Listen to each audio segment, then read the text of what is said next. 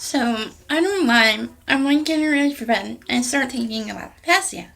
But I started thinking about, thinking way before I met, Riddle and this guy. I'm gonna call him Beluga because he was fat and very pale. So, when I was with Beluga, he was very abusive. Um, it was to the point where, he would get angry at me for the drop of a hat. And he would, one point, he put his hand around my throat, started squeezing.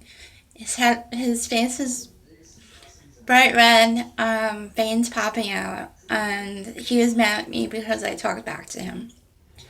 And when he was choking me, like, not in a sexual way because you're all sick for choking during sex. Ugh. But anyway, this was, harmful. I almost thought I was gonna die away. He was choking me, and I couldn't breathe or anything, and, he says, I could just fucking kill you right now. That's it, just squeeze and you'd be dead. But you know what? You're not worth going to fucking jail for. And then he stops choking me, and then storms out. And then I was, like, crying because, no one ever really taught me anything about love. And at the time, I was young, stupid, and I thought that's what it meant to be in love, to love somebody. I mean, was to deal with somebody with anger issues.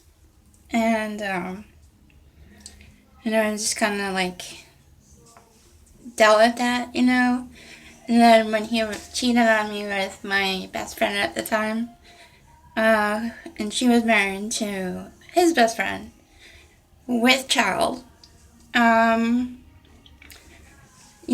he left, and I was like, I was relieved, but still, kind of triggered and nervous. Before I knew what a trigger was, I was like nervous. I got nervous when other people, that I knew would yell at each other. Because, I didn't know if I'd have to step in and defend somebody. Or, if something worse was like they were going to get beaten up or choked like I was, So, my defense mechanism always kept done around that time, and I just kind of like blocked it out. I moved on, I had friends at my daycare job, and then sure enough, that was when I met Riddle, and you know how that ended. But, I think I'm done thinking about the past and all the men I've been with in the past. Because I don't want to get reminded of the men that didn't fight hard enough to be with me if they're just. Well, I mean, fuck Beluga. I don't give a flying fuck. That motherfucker can rot in hell. Pardon my French. But,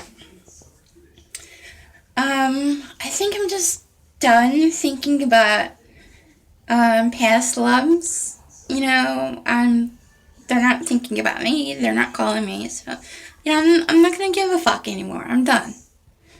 And, and same goes with any guy that hasn't tried hard enough to be with me. I don't want to have any regrets anymore. So if I was too stupid enough to fight for somebody, they should have, fight fucking harder, and then we could have been happy. But it's their fault, not mine, because if you want somebody, get them, fight hard for them. Why do women have to fucking fight hard for somebody? You know, use your balls for a fucking beanbag and fight for your woman. That's all I gotta say. And I'm not gonna. I don't want to have regrets anymore. I'm gonna move forward. And I'm probably gonna bite my tongue because I'm gonna have a relapse again.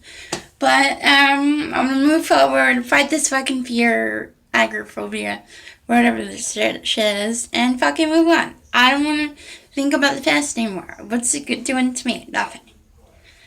And that's it. So now I have to get up early and wait for my mom's puppy. And then have Sammy throw constant fits about the fucking puppy. Even though it's gonna be created in the kitchen. And it's not gonna help. Sammy's gonna run downstairs, try to hump it, bark, bite, whatever. Not bite. I think Mom will protect the puppy, but I was told her not, don't, I know Sammy grew up with Pino, my mom's dog, who was a Maltese, and he was a small dog. And he grew up with Bella, who was a Pomeranian. She was a small dog. So Sammy is like a medium dog. And Sammy is that as a puppy, he would try to hump Pino, even though Pino was blind and stuff. I have pictures. People think it's a hump toy he's humping. No, it's Pino. Anyway, and then he would try to chase after Bella because he was wanting to hump her. And I was telling him, don't get another small dog because then you're going to make that dog's life a living hell because Sam's going to try and hump it. So, and she listened. So now she has another small dog.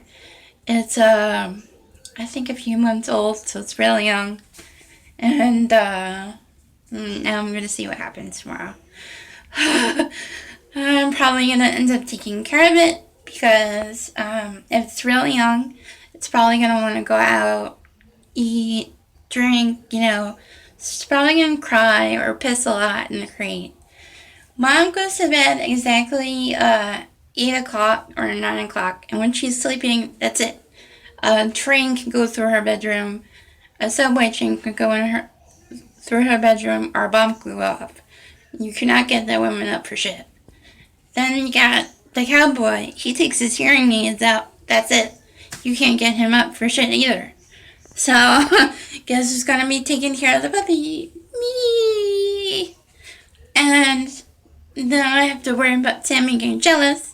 Well, I have to take care of the puppy. So,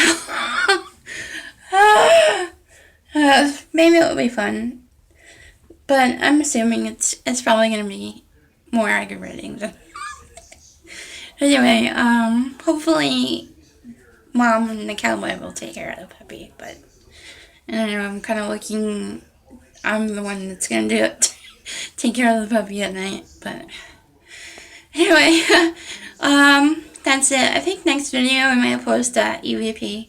I have another one where it sounds like it was quiet. One day I took a nap when Sammy on the couch, and he was still sleeping, and I felt like kind of funky, so it was quiet in my apartment, so I filmed it, I recorded it, and it literally sounds like Morse code. This is like a lot of consecutive bangs, which is weird because there's nothing up here that can sound like that when it's completely quiet. Then I have another one where right before I recorded, I felt funky, and I said, out loud,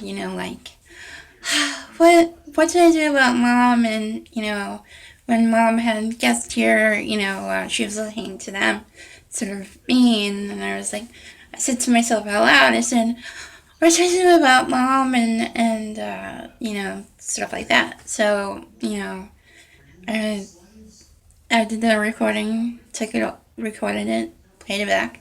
You hear a young man really quick say run, and it made me laugh so hard. And then so and I have some other spooky things in my journal I wrote about. I'm not really into the spooky things, but then again, what I mean is I have a lot of dreams. Not a lot, but some.